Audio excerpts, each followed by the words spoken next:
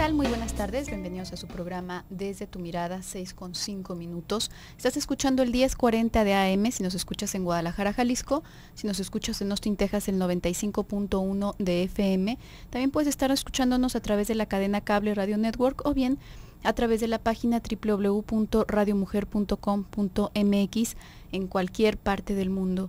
Las vías de comunicación está el Twitter, @desde tu mirada, los teléfonos para Guadalajara 31 22 11 90, 36 47 18 83, la línea nacional sin costo 01 807 27 54 20, y para quienes nos escuchan en Austin, Texas, hay una línea directa para ti, 512 215 4909. El día de hoy estamos aquí tus psicoanalistas de la radio, José Luis Amarripa y tu servidora Gabriela Maldonado, para hablarte acerca del trastorno limítrofe de la personalidad. ¿Qué tal, José Luis? ¿Cómo estás? Muy bien, Gaby, ¿tú cómo estás? Muy bien, aquí este día empezó como muy fresquecito y de pronto se puso acaloradito, ¿no crees? Sí. Pero bueno. Sí, pero estuvo lloviendo el fin de semana, ¿no? Con granizo y todo. Sí, estuvo bastante fresco el fin de semana y aquí la cabina la verdad es que está bastante fresca y agradable. Y bueno, con esto del trastorno limítrofe de la personalidad suena como algo muy rebuscado y verdaderamente si nos pusiésemos así como a escarbarle de fondo, sí es algo complicado, no vamos a verlo así como en un seminario como exhaustivo. Sí lo vamos a ver un par de días, pero ¿a qué se refiere este trastorno? Quisimos tocarlo porque teníamos como la propuesta de hablar acerca de esta cuestión bipolar, que creo que también es una de estas cuestiones, José Luis, que se ha hecho demasiado popular, que de pronto ya muchas personas hasta dicen en cualquier caso, es que soy bipolar, porque algunos días estoy de buen humor, otros días estoy de mal humor y de pronto eso no es ser bipolar. Si supieran. Exactamente. Hay personas que dicen, bueno, lo que pasa es que cambio abruptamente de ánimo, uno puede ser voluble. Uno puede tener baja tolerancia, por ejemplo, a la frustración o a cualquier situación de enojo, por ejemplo, a roces en el trabajo, en la casa, lo que sea.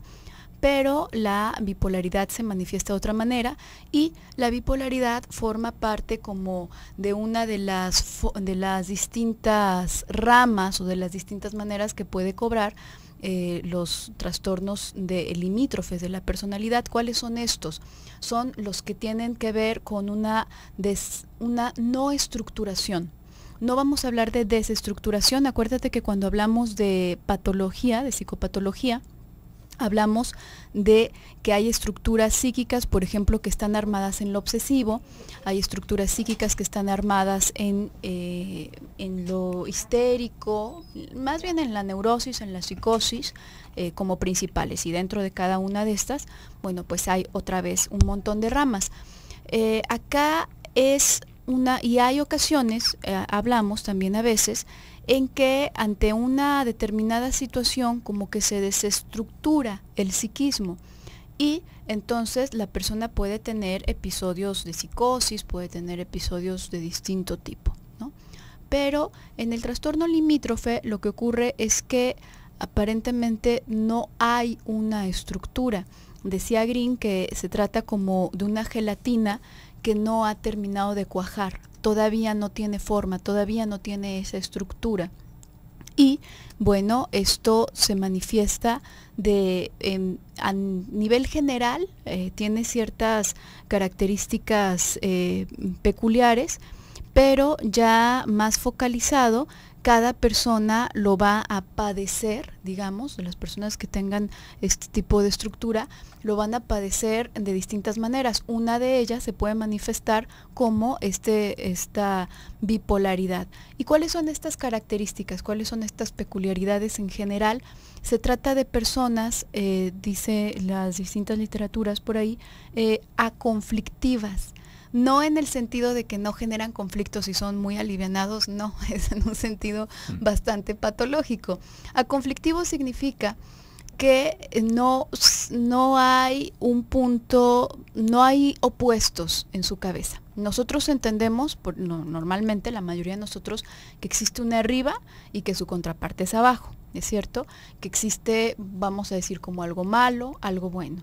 Nosotros sabemos que si tenemos una pareja, por ejemplo, pues entonces le debemos fidelidad a esa pareja, ¿no es cierto? Ya estamos en una relación.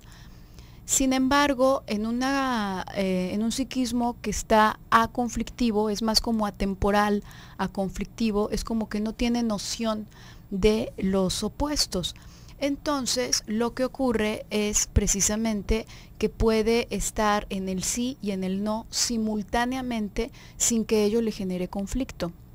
Como el hecho, por ejemplo, de estar en una relación de pareja e involucrarse sentimentalmente con otras personas sin que en este psiquismo en particular, porque también hay otras personas infieles que tienen otros psiquismos distintos, sin que en este psiquismo en particular ello signifique ningún tipo de conflicto. Es como no hay una noción de si estoy haciendo mal o bien, no hay una noción de si estoy traicionando o no. Es como si pudiese estar en los dos lugares al mismo tiempo, ¿no? En esta ambigüedad también. Eso. Otra cosa, ¿no? que también va como caracterizando a los tratamientos, a las estructuras limítrofes de la personalidad, tendría que ver con una característica de la libido. ¿Sí ve? Es libido, no libido. Libido es otra cosa.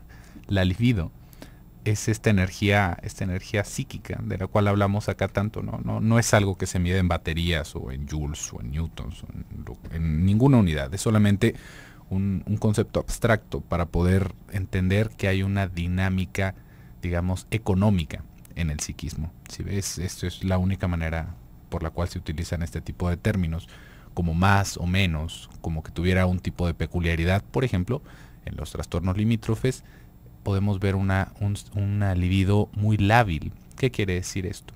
¿No? Una libido lábil quiere decir que no se adhiere tan fácilmente a los objetos y que se adhiere, ¿no? Se despega facilísimo de todo lo que se pueda agarrar. ¿Qué quiere decir esto en el fondo? Podríamos ver en una obsesión, por ejemplo, viéndolo como en un punto polarizado, una libido que está demasiado pegajosa. ¿Qué quiere decir esto? Que no se deja de pensar en la persona, todo tiene que ver con esta persona. Si nos queremos separar, empezamos a sentir cierta angustia. ¿Por qué? Porque todo está depositado ahí. Y si esta persona llega a morir, a la cual nosotros estamos depositando nuestra libido, pues es un movimiento dificilísimo de superar. ¿Sí ve? ¿Por qué? Porque son duelos larguísimos, porque todo estaba invertido e investido en esta persona. En un trastorno limítrofe nos vamos a dar cuenta que esto es lo que muchas veces da esta idea de bipolaridad, que las relaciones como van vienen. ¿Sí ve? O sea, de repente el día de hoy se puede estar sumamente enamorado y el día de mañana odiar a la persona, ¿no? ¿Por qué? Porque no se está quedando en el mismo sitio esa libido. No alcanza a adherirse, no alcanza a hacerse un vínculo real. Y en sí, todo lo que tiene que ver con el trastorno limítrofe tendría que ver con el ataque a esos vínculos. ¿Sí ve? Todo lo que se genera como un síntoma o como un sufrimiento tiene que ver con atacar ese vínculo, con sentir las relaciones, si están muy lejos, dolorosas. ¿Por qué? Porque me están abandonando. Y si están muy cerca, dolorosas. ¿Por qué? Porque me están intentando controlar e invadirme. Es como que no hubiera un punto intermedio en estas dos. ¿Sí ve? Y esto por diferentes experiencias que vamos a estar hablando el día de hoy. Como muchas veces se habla de un engolfamiento, ¿no? Por parte de la madre, cómo se va sintiendo como este atrapamiento en esos primeros momentos y bueno, no se permite hacer una estructuración ni hacer muchas otras cosas. Pero realmente para apartarnos un poquito de este tenor de seminario, ¿qué es lo que estamos viendo acá? ¿No? ¿Qué es lo que podemos ver en un trastorno limítrofe de la personalidad? En lo que comúnmente se les dice borders, ¿no? Borderline en el psicoanálisis, y tal vez en lo psiquiátrico lo podríamos encontrar como, ahora sí, como el trastorno bipolar. ¿Sí ve? ¿Qué vamos a ver ahí? Son personas que no tienen esta estabilidad en sus relaciones ni en nada en su vida. Que así como de repente puede haber un momento, puede haber un tiempo de su vida, pero aún así corto, en el que los vemos muy emprendedores en una cosa, son estas personas que empiezan el negocio con todas las pilas, que tienen todos estos proyectos, y después de pasado el tiempo ya no es nada importante para ellos, y vemos que son empresas que se desmoronan, que se queda todo a medias, deudas enormes, personas que pueden gastar todo en las tarjetas de crédito y después hacer como que no sucedió nada y estar cargando una deuda terrible. Esto es, digamos, como algunas de las manifestaciones más prácticas que nos vamos a encontrar, pero bueno, vamos a estar hablando de esto a lo largo del día de hoy, así que quédese con nosotros. Estamos en Desde Tu Mirada, en Twitter también en @Desde Tu Mirada. Regresamos.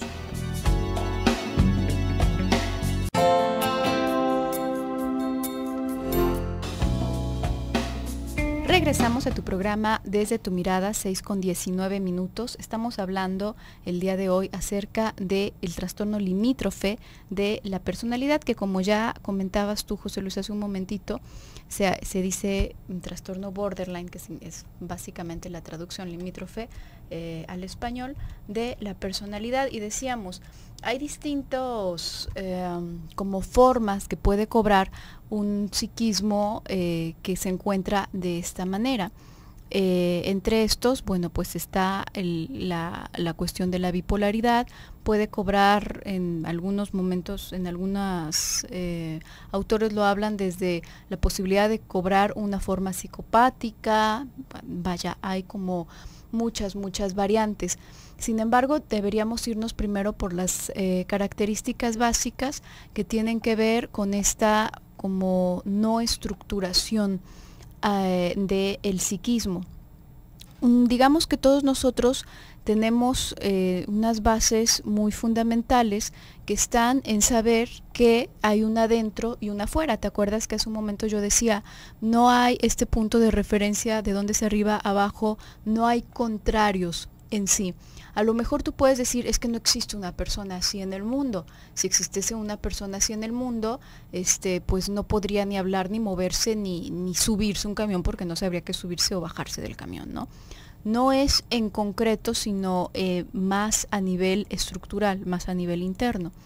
Todos nosotros sabemos, la mayoría de nosotros deberíamos de saber que existe una y una afuera. Y más que saber, un experimentar, como un saberse separado del mundo externo, como que hay una piel, digamos, que nos separa, hay una piel que nos contiene, donde tú describes, este soy yo o esta soy yo, este es el otro, esto está fuera de mí, esto es parte de mi personalidad, de mis gustos, de mis inclinaciones, etcétera. Cuando no se alcanza a estructurar, cuando no se alcanza a vivir como esa piel, eso que nos separa, hay distintos grados y distintas manifestaciones. Creo que quizás a muchas personas, y no es para que se asusten, les habrá ocurrido en determinado momento ver de muy cerca que alguien se lastima, que alguien se hiere así como brutalmente. Y en ese momento hay muchas personas que tienen la tendencia, por ejemplo, si se cortan en la mano, se sostienen su propia mano, ¿no? Es como un reflejo de como si doliera en la propia mano. Esto no significa que eres borderline, por supuesto, pero lo utilizo como ejemplo para tomarnos de ahí y ver más o menos cuál es la experiencia psíquica de estas personas, en el sentido de que eso que están viendo afuera o eso que están viviendo afuera, sí se vive efectivamente sobre la propia carne. Una angustia que tenga una persona de fuera, un miedo que tenga una persona de fuera, sí se vive como si estuviese en la propia carne, porque no existe esa capa protectora que me hace distinto, que me separa del otro. ¿Qué ocasiona esto? No te imagines que van a ser personas increíblemente empáticas, cercanas, comprensivas con los demás. Al contrario, es algo doloroso estar cerca de los demás, porque todo, absolutamente lo viven a flor de piel totalmente, ¿no? Como si no tuviesen piel, más bien. Entonces, esto va a provocar justamente el reflejo de alejarse de las demás personas. Hace un momento tú decías, José Luis, si están demasiado cerca, van a atacar el vínculo porque están demasiado cerca, y eso les angustia, porque es como si se empezasen a fundir con el otro. Es como si tú agarras una pastillita, que no sé si puedo decir el nombre, yo creo que no. Yo creo que no. Yo creo que no, pero de estas pastillas efervescentes, es como si tú coges una pastilla efervescente, ahí está la pastilla efervescente, pero en el momento en que tú la metes en agua, se empieza a hacer uno con el agua y desaparece la pastilla. Esta sensación de disolverse, esta sensación de perderse en la multitud o en el otro, es verdaderamente angustiante. Entonces, estas personas van a tender a alejarse lo más posible de la persona. Sin embargo, una vez que están fuera, una vez que ya han tomado esta distancia, también van a tener una angustia de separación muy, muy fuerte. Es ahora sí, lejos de este romanticismo de decir no puedo vivir contigo o sin ti. Claro, se usa muchas veces en un sentido romántico y en un grado, pues evidentemente no tan patológico, pero aquí esto es real, verdaderamente se sufre la lejanía y se sufre mucho la cercanía, no sin saber exactamente cuál lastima más. Entonces esto mete a la persona en un conflicto muy fuerte y en una cosa demasiado autodestructiva, porque como atacan constantemente el vínculo con todo, puede ser con trabajo, con personas, con lo que sea. Entonces digamos que siempre empiezan desde cero. Es como una carrera que tú empiezas y ya llevas un poquito avanzada. No, ahí lo rompen, destruyen todo lo que había y se regresan a donde estaban. Entonces es como, de verdad hay ocasiones, digo, hay grados de también dentro de esta patología y hay personas que tienen más capacidad de agarrarse y de seguir adelante, pero hay ocasiones en las que de verdad no se logran sostener, ¿no? Y esto hace un verdadero reto al momento de estar en tratamiento, en algún tipo de tratamiento psicológico. Si ve, este tipo de problema se intenta abordar en qué se interpreta con este tipo de manifestaciones, ¿no? ¿Qué se interpreta en esta patología? Y hay muchísimas maneras, ¿no? Muchísimos puntos de vista en los que se van intentando abordar esto, pero digo, una vez más, ¿no? Es que como que se invita, ¿no, Gaby, con el tema a hablar de ese tipo de cosas, pero creo que sale del espectro de lo que tendríamos que estar hablando ahorita. Acá lo importante sería pensar que es imposible, realmente casi imposible, relacionarse para estas personas. ¿Sí ve? Esto es el dolor de este tipo de patología. ¿Por qué? Porque se necesita, pero se destruye. Imagínese como un poquito al rey Midas, ¿no? Que todo lo que tocaba se hacía oro. No necesariamente porque sea exactamente lo mismo, pero imagínese que todo lo que usted vaya a necesitar se va a terminar convirtiendo en piedra, ¿no? Que no se va a poder disfrutar. Si se acerca demasiado se va a echar a perder y si se aleja lo va a sufrir porque no lo puede tocar, ¿no? Ese es justamente el dolor que podemos ver alrededor de este tipo de patologías y son realmente cosas muy muy serias que por lo general acaban en, digamos, como en otro tipo de manifestaciones patológicas y ya después de eso, ahora sí le podemos poner un nombre diferente, ¿no? Porque esto de decir limítrofe como que no suena muy normal, ¿no? No suena como muy cotidiano. Entonces nos vamos a estar topando con que yo soy codependiente, ¿no? Yo soy alcohólico, yo soy farmacodependiente, yo soy, cuando lo que estamos viendo en el fondo es realmente un trastorno border de la personalidad. ¿Sí ve? Que ya el alcoholismo y todo lo demás que se ha podido agregar a lo largo de la vida ya es así como el betún del pastel, pero en el fondo está esa incapacidad de relacionarse, esta incapacidad de sostener un vínculo. Y esto, pues bueno, realmente es bastante doloroso para estas personas. ¿Por qué? Porque, ¿cómo lo podríamos decir? Depende del grado que estuviéramos viendo ahora sí con esto que tú estabas hablando, Gaby, de la ambigüedad. Depende del grado de ambigüedad, porque hay personas que realmente ni siquiera lo notan. ¿Sí ve? O sea, es como si fuera un torbellino constante en la vida, como si así fuera, ¿no? Y de repente escuchamos este tipo de reflexiones, es que así es la gente, ¿no? Así son todos los hombres, es que a mí siempre me va mal, yo siempre tengo mala suerte.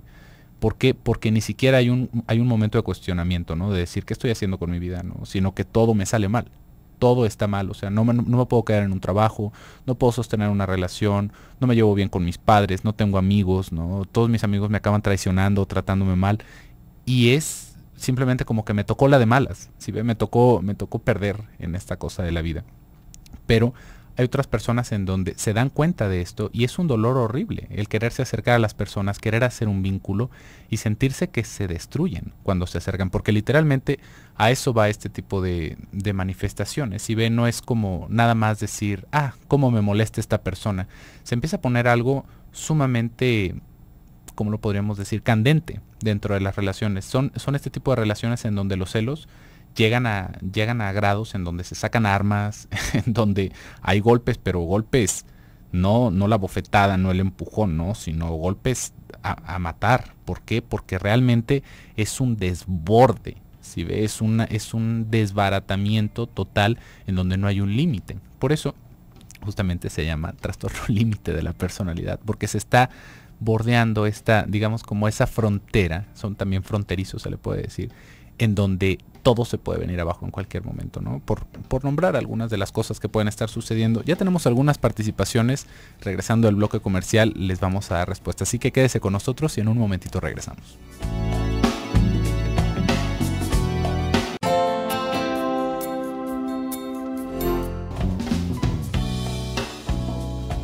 Regresamos con tu programa Desde tu Mirada, 6:34. Estamos hablando acerca de los trastornos limítrofes de la personalidad. Tenemos algunas participaciones. Yoli Chavira nos está comentando nos está preguntando qué diferencia hay entre trastorno borderline o bipolar, en qué área del cerebro y lóbulo se pudiera manifestar psíquicamente a través de un estudio de mapeo cerebral o resonancia magnética. ¿Se puede visualizar o qué prueba de proyección psicológica? Bueno, Yoli, aquí me estás hablando como de distintas ramas, ¿no? Habrá pruebas psicométricas que arrojen este tipo de resultados. Habrá probablemente, incluso dentro de la misma rama de psicoanálisis, que bueno, estudia esta parte, hay ciertas como divergencias, ¿no? Hay algunos autores que lo manejan el trastorno limítrofe como un trastorno, y era cuando apenas como que empezaban a abordarlo, ¿no? Como que se encontraba entre la neurosis y la psicosis, como que no estaba ni totalmente neurótico, pero ni tampoco totalmente psicótico, y ahí estaba en medio, y por eso asumían como la cuestión del limítrofe. Realmente no va tanto a eso. Quizás habrá algunos autores que se inclinan más para allá y defiendan esa postura, pero bueno, imagínate, esto es incluso dentro del campo psicoanalítico. Por ejemplo, dentro del campo psiquiátrico hay una clasificación distinta para alcanzar a diferenciarlos, por ejemplo, de las personas que son sencillamente como muy impulsivas. Y bueno, hay distintos niveles. Y en lo neurológico, por supuesto que ya hay quienes han estudiado el gen de lo borderline, ¿no? Y ya hay quienes usualmente de todas estas cuestiones también se hacen este tipo de estudios.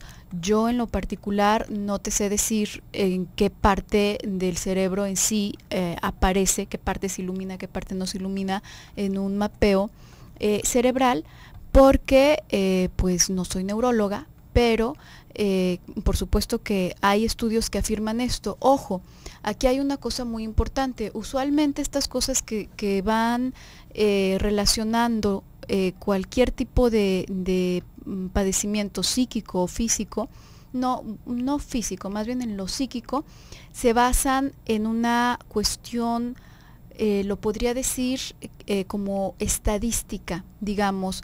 Cada vez que se enoja esta persona se le ilumina X parte del cerebro. Entonces esa es la parte del cerebro que está relacionada o haciendo estudios cuando se trata de una cuestión genética, que por ahí hay quienes defienden que es una cosa heredable genéticamente.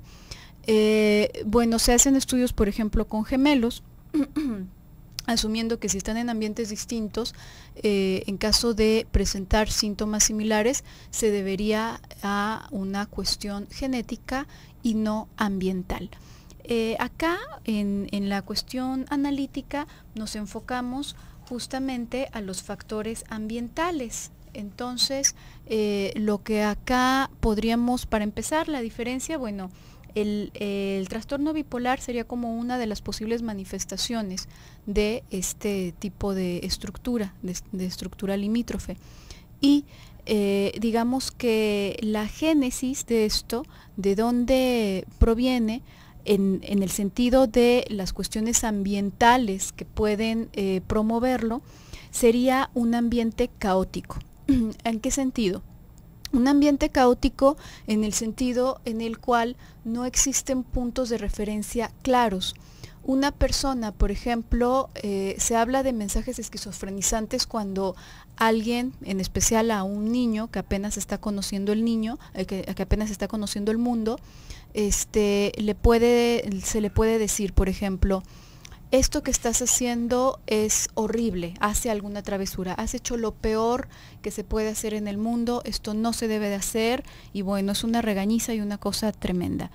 Pero al día siguiente, si el niño hace lo mismo y la persona adulta que está al cuidado estaba de mejor humor, pues entonces le da muchísima risa que lo haga. Y ya como hacen eso las personas, la verdad. Hay muchísimas travesuras que hacen los niños que les da tanta risa hasta que están de muy mal humor, y entonces va la gritiza, y va esto, y va el otro, y va hasta golpes, ¿no? Entonces, esto como qué punto de referencia te deja a ti. Imagínate que tú llegas a una ciudad desconocida y los semáforos, te das cuenta que los semáforos, si se ponen en rojo, los coches deben seguir, y si se ponen en verde, entonces deben pararse. Para empezar te va a confundir, porque aquí es totalmente al revés. Pero después te das cuenta que es indistinto. A veces se ponen en rojo y tú te tienes que detener, y a veces tienes que seguir, y a veces ninguna de las dos. Y a veces ni siquiera hay luces, a veces es solamente amarillo, prendiendo y apagando intermitentemente. Esto por supuesto que te puede y te va a volver loco, en especial si esa es la presentación que te dan al mundo. A ti, una persona adulta, estructurada, como sea que estés estructurado, si yo te pusiese en un ambiente así, probablemente enloquecerías momentáneamente. Imagínate que esa fue la forma en la que se te presentó el mundo. Entonces, dime dónde es arriba y dónde es abajo, y cuál es siga y cuál es alto. Por supuesto que no tienen puntos de referencia funcionales, no tienen estos puntos de referencia confiables que los hagan sentir, que les hagan tener esta certeza mínima que necesitamos para conservar la cordura. De ahí iría la génesis en el sentido ambiental. Justamente. Y también ahí tendríamos que pensar en otra cosa, ¿no? Son estos mensajes dobles, ¿no? Algo que no podríamos argumentar ni sostener que tiene que ver con algo en específico, con un solo punto en específico. Acuérdese que todo lo que tiene que ver con el psiquismo tiene que ver con intensidad y repetición. ¿Sí ve? Todo lo que nos estructura tiene que ver con intensidad y repetición. Puede haber un trauma gigantesco, pensemos un abuso infantil, por ejemplo, y eso va a ser una marca en específico que nos va a llevar a un tipo de estructuración. O pueden haber, digamos, traumas de menor intensidad, pero constantes, ¿sí ve? Como un abandono, no un abandono de que nos dejaron en un bote de basura, sino de que simplemente nunca nos pusieron atención, ¿no? Siempre era darnos la vuelta, y este tipo de contactos repetidos nos van a llevar a una manera de estructurarnos, ¿sí ve? En lo que tiene que ver con el trastorno límite de la personalidad, tendríamos que ver también cómo es la madre de este tipo de personas, ¿no? Una madre que nosotros podríamos ver como todo un caos, ¿sí ve? Pero también podríamos ver cierta depresión en esta persona. También podríamos ver un desborde de esta persona y la incapacidad de controlar los impulsos del niño, pero también esta falta de vínculo, ¿sí ve? Así como si simplemente no se existiera literalmente para la madre, no como si fuéramos invisibles, pero sí como si nuestra emoción, nuestras intenciones, nuestra vida en general no importara. Ahí es en donde vamos a ver este reflejo de la risa y el regaño, ¿sí ve? De las travesuras. ¿Por qué? Porque tal vez en un momento le pareció buena onda y al otro día ya no le pareció bien, pero no porque se esté interesado en lo que está sucediendo con nosotros, sino porque es como una ocurrencia más del mundo, ¿sí ve? No porque haya una constante de educación a la que se está queriendo llegar, sino porque simplemente es como, hoy llovió y hoy me cayó bien que lloviera porque tal vez pues me refresqué, pero el día de mañana me cayó mal que lloviera porque ya llegué mal al trabajo, ¿no? Ya llegué sucio o ya llegué tarde, y esto tiene que ver ahora sí con esta, digamos, como manera de ignorar a esa personita. Tenemos más participaciones, nos dice Diana. Creo que tengo eso. Voy a un grupo de codependientes anónimos, se me desbordan las emociones. Hoy no confío en nadie, en el mecánico, el doctor, amigas, siento que me volveré loca. ¿Pueden especificar los síntomas del borderline? ¿Cuál es la solución? Bueno, Diana, no es necesariamente de lo que estamos hablando el día de hoy como hacer un diagnóstico clínico, ¿no? Decir, bueno, si usted tiene tantos amigos o menos de tantos, si sus tiempos de convivencia se reducen a tanto, entonces lamento decirle que usted está padeciendo de un trastorno borderline. No es el punto. Acá lo más importante, me parece, Diana, es que tú ubicas que hay un sufrimiento contigo. Si ves, ya desde esta idea de sentir que te estás enloqueciendo, pues ya es como para buscar un tratamiento inmediatamente, ¿no? Tú acá nos preguntas, ¿cuál es la solución? Este tipo de padecimientos van a tener un pronóstico reservado alrededor de lo que se puede o no se puede hacer. ¿Sí ve por qué? Porque no podemos cortarlo como con un moldecito de galletas, decir, ok, el tratamiento que se debe llevar es, por ejemplo, podemos ver a una persona con un trastorno severo de tipo límite que tiene anorexia, por ejemplo. Y entonces, ¿qué es lo que se está tratando? Se está tratando la anorexia o el trastorno límite. Es mucho más complejo de lo que puede parecer, no es como empezar a hacer un tratamiento en específico. Se tiene que ver toda la necesidad de las personas y su capacidad, ahora sí, de este mismo paciente, de poder soportar un tratamiento que es realmente algo definitivo. Pero regresando al bloque comercial, platicamos un poquito más de esto, así que no nos cambie de sintonía. En un momentito volvemos.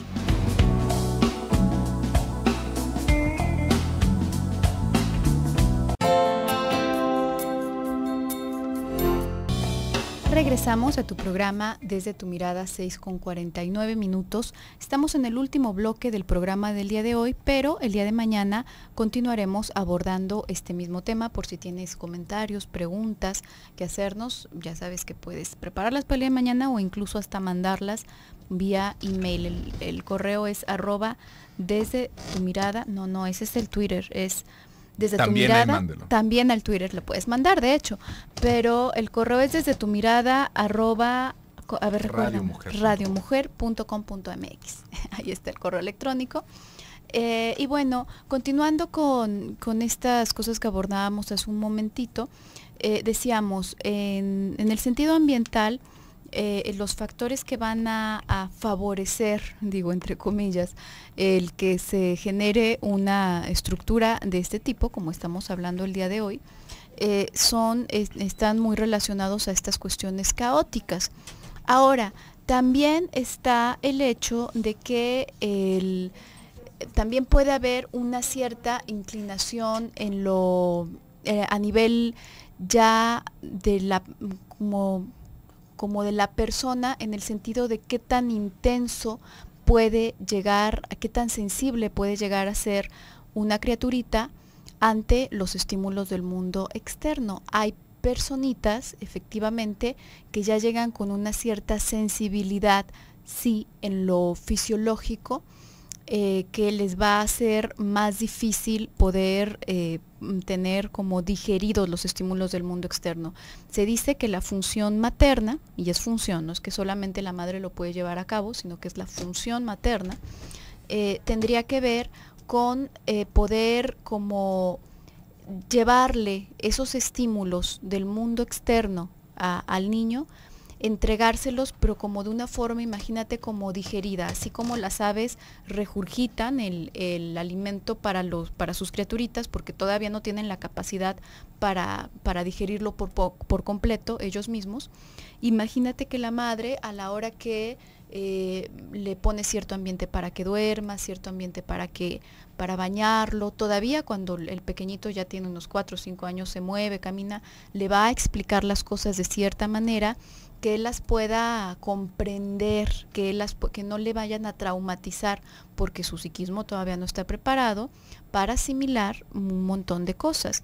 Entonces va a haber personitas que tengan ya una sensibilidad más fuerte y que estén en ese sentido más inclinados a sufrir un posible trauma, y eso, sumado con el ambiente caótico, pues puede dar también resultados caóticos. Sin embargo, eso no es algo determinante en el sentido de que si nace una persona así, pues se va a hacer border o se va a hacer psicótico. No, porque si tiene un ambiente que lo sostenga lo suficiente, pues entonces la va a librar muy, muy bien. Tenemos participaciones. Anónima nos está compartiendo: soy madre de una persona bipolar.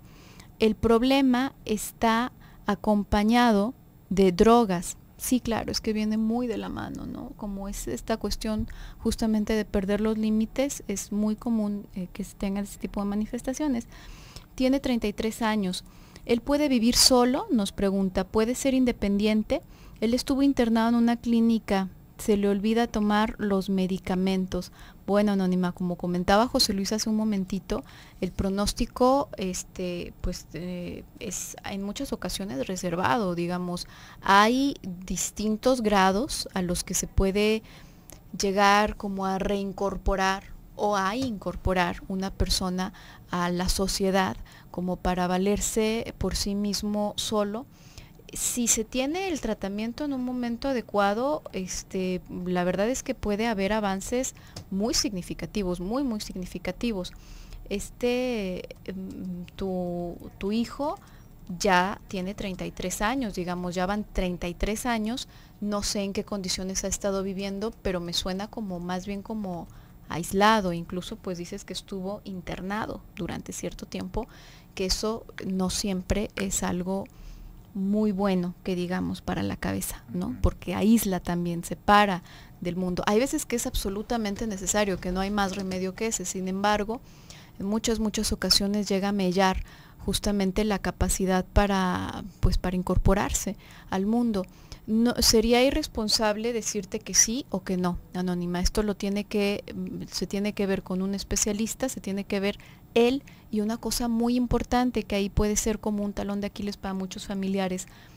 Eso sí, no funciona, absolutamente ningún tratamiento va a funcionar si el paciente no es quien lo solicita, si el paciente no es quien lo está deseando, quien lo está solicitando, quien va y busca y se pone firme el dedo sobre el renglón con eso. De otra manera, si es una solicitud de familiares, por más que se intente, esto no se va a poder. Lo que podría recomendar a muy grandes rasgos, como nos lo estás proporcionando y con esto que nos dices acerca del problema de drogadicción que tiene tu hijo, es que se pueda añadir a un grupo de apoyo como los hay de AA. Este tipo de grupos lo que proporcionan es una especie, como digamos, nunca se sueltan entre ellos, siempre están acompañados, entre comillas, pero hacen estas veces hasta tienen como un padrino, ¿no? Medio que sí sales tú al mundo, pero constantemente tienes que estar viniendo, tienes que estar verificando, tienes que estar llamándole a alguna persona, como que se van haciendo una red de apoyo que en muchas ocasiones puede ser bastante útil, en especial cuando está el problema de drogas de por medio. Eso sería lo más que podría recomendar. Claro, y es que se empeoran, ¿no? Realmente se hace mucho más complicado, más complejo cuando tenemos esto, pero casi siempre va de la mano, ¿sí ve? Casi siempre va de la mano algún problema de drogadicción o, por ejemplo, de promiscuidad, pero no decir, como es noviero mi hijo, ¿no? O como es noviera mi hija, no. Cuando ya es de repente un embarazo y otro embarazo, o un aborto tras otro aborto, una pareja sexual en cada fin de semana o cada 3 días, realmente se puede volver una cosa muy desgastante, tanto para la persona como para los que están alrededor, porque acá nos dices tú algo muy importante, Anónima. ¿Qué pasa, no? ¿Qué sucede con esa gente? Realmente es como difícil pensar que se puedan sostener ellos solos, ¿no? Es difícil pensar que en algún momento ya no van a depender de nosotros. ¿Y qué va a pasar cuando no estemos nosotros, no? ¿Qué va a suceder? Realmente por eso es que es un diagnóstico muy reservado, porque no se sabe hasta dónde se puede hacer con cada persona, ¿sí ve? Lo que sí es que hay que entender que no es que salió mala una manzana, ¿sí ve? No es que no salió mala la fruta, es que esta persona ha generado todo ese tipo de patología alrededor de, digamos, como de la familia, ¿sí ve? De su medio ambiente, de la retroalimentación que ha tenido, de los elementos que ha tenido para irse formando como una persona. Entonces, siempre que tengamos a alguien así cerca, hay que preguntarnos nosotros cómo es que estamos influyendo en esto y qué tanto lo estamos empeorando nosotros con nuestra manera de ser, ¿sí ve? No nada más para darnos de latigazos, sino para ayudarle a esta persona. No es como decir, vamos, te llevo y te dejo en la clínica, ¿no? O te llevo con el especialista, o te hago que te tomes tus medicinas, o te las doy escondidas en el refresco o en el chocomilk. No. Esto tiene que ver con qué tanto estamos haciendo nosotros también para mantener a esta persona dentro de esa patología, ¿sí ve? ¿Qué tanto de lo que estamos haciendo lo está enfermando? Esto es una pregunta muy dura que nos tenemos que hacer, y tenemos otra participación anónima al respecto de esto. Nos dicen, felicidades a ustedes por su programa, muchas gracias Anónima. Nos dice, tengo una hija de 21 años y le detectaron borderline. Se desencadenó a raíz de que su novio la dejó y se puso mal. La llevamos a Salme y ahí le detectaron el borderline. Ahora tiene novio, es buena estudiante y de repente tiene manifestaciones. ¿Puede una persona con este problema hacer una vida normal? ¿Qué estudios se le tienen que hacer para detectar este padecimiento? Hoy me saca un poquito de ronchas esto de le detectaron borderline, porque suena así como le detectaron cáncer, ¿no? O le detectaron papilomavirus, es como si fuera mal, ¿no? Es una organización borderline, si ves una estructura borderline, es una psicopatología borderline, pero no es como detectarlo y destruirlo, ¿no? Como si fuera un tumor canceroso, sino que una vez más es la manera, cuando decimos borderline, quiere decir la manera en que la persona se defiende del exterior. Si ve, acuérdese que acá todo el acercamiento que puede haber a la psicopatología, que le podemos platicar aquí, no quiere decir nada más como que estamos rotos y caminamos chueco, sino que es la manera en la que se está uno defendiendo de los estímulos, de los traumas que podemos llegar a percibir, tanto externos como internos. Esa es la mejor manera que tuvimos y sobre eso es que empezamos a trabajar. Acá tú nos haces una pregunta muy concreta. ¿Puede una persona con este problema hacer una vida normal? Se puede llevar una vida bastante llevadera, ¿sí ves? Bastante llevadera, pero evidentemente como todos con nuestras limitaciones, ¿sí ve? Solamente es cuestión de asumirlo y trabajar al respecto. El día de mañana yo creo que vamos a poder empezar con esto. Sí, lo vamos a retomar porque no es nada más para dejarlo ahí, por eso es que tenemos más tiempo para este tema. ¿Puede una persona con un problema borderline, con una manifestación borderline, llevar una vida normal? Quédese con nosotros hasta el día de mañana y vamos a continuar con este tema. Por el día de hoy nos tenemos que despedir. Yo soy José Luis Amarripa. Yo soy Gabriela Maldonado. Hasta mañana.